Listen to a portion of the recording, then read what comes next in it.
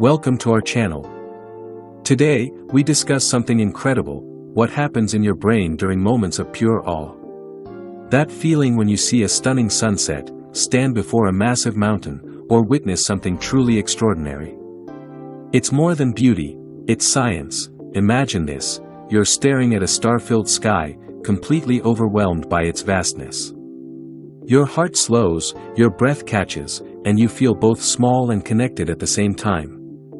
That's your brain responding to awe. Here's what's happening.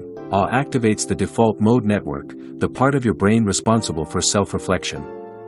Your sense of self temporarily fades. That's why big experiences make you feel humbled or like time has slowed down. Your brain shifts focus from me to everything else. At the same time, your ventral striatum, the brain's reward center, lights up. Or releases dopamine, creating that spine-tingling thrill.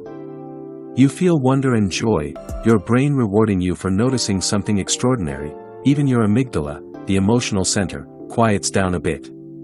That's why awe can reduce stress. In these moments, your brain shifts from worry or fear to curiosity and amazement. You feel present, alive, and part of something bigger. And here's the kicker: awe can actually make you more generous, creative, and mindful. Your brain becomes more open, connecting ideas and emotions in new ways. It's why people often say they feel transformed after a breathtaking experience. So next time you see something magnificent, whether a natural wonder, art, or a profound human act, remember, your brain is rewiring itself. Awe makes you humble, alert, and alive.